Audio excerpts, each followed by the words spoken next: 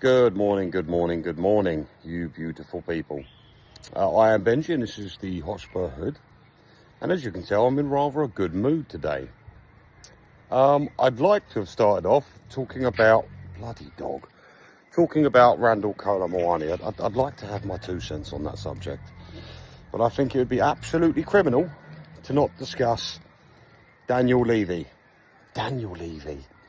I cannot believe it's happened. I went on a show yesterday. I could barely get my words out. I just couldn't fathom what happened.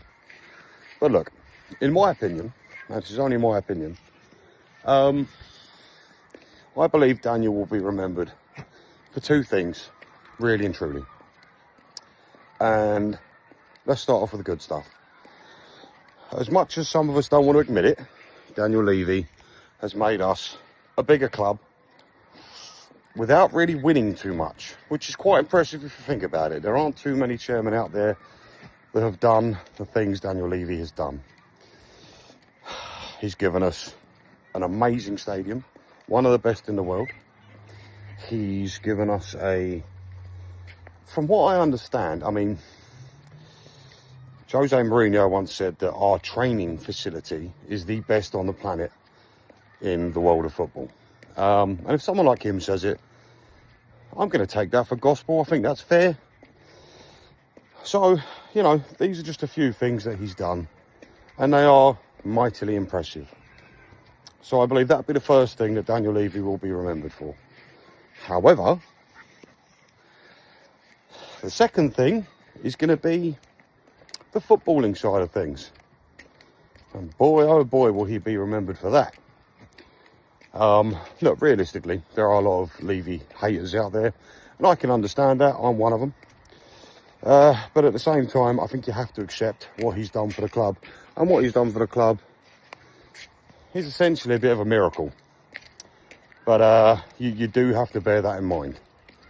But as far as the footballing side goes, the decisions he's made over the years have been nigh on criminal. We've lost out on so many potential world-class players. He's made horrendous managerial decisions. I'll give you an example. You bring in someone like an Antonio Conte, for instance. Unbelievable manager. But what has he got in common with Mourinho? These managers need money spent. That's something we don't do. Now, I could give you the list of players that perhaps these managers wanted, and I could also give you a list of players they ended up with.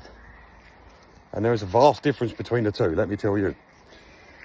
However, with the whole Daniel Levy situation, come on Rocco, let's go, come on. With the whole Daniel Levy situation, there's being a different picture, shall we say, painted on what's actually going on with him, or what has happened, should I say. So to my knowledge, him being fired or let go or quit, however you want to view it, is actually down to the children and possibly grandchildren of Joe Lewis.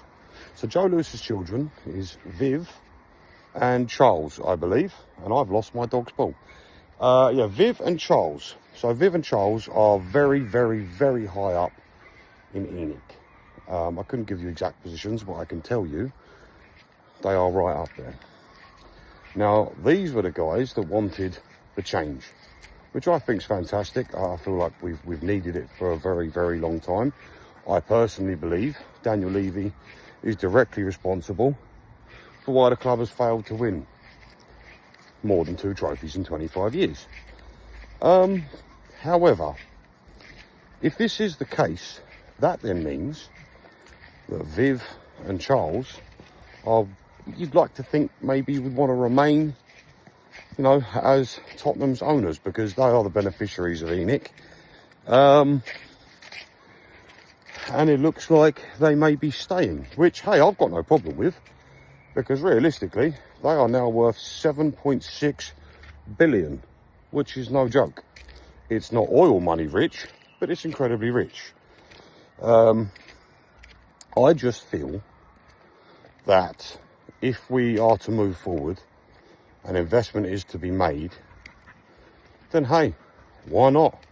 Maybe ENIC isn't the criminal underlords that we all supposed. It's a far cry, I'm aware. But you know what? I am wondering if we can actually do something now, if we can push on, if we can go forward and become a club that all us fans have really wanted to be since we've been fans of the club. I mean, myself personally, I've been a fan of Tottenham since I was, you know what, I don't even know, my earliest memory of Tottenham, I was drawing their badge once, and that's it. I don't know, it was almost like it was ingrained into me. I know, poor us. But yeah, so as fans, we've suffered quite a lot, but you know what, this might be the time. And if it is, who knows what's ahead. It's very exciting. At the same time though, you must admit, you do wonder, is the grass always greener the other side? Yeah. You know what, I don't want to think about it right now, and I'm sure some of you don't either. But do us a favour, I'm going to let you go now. If you could leave a like and a comment, I'd appreciate it. It means I'm doing something right. So yeah, thanks, take care.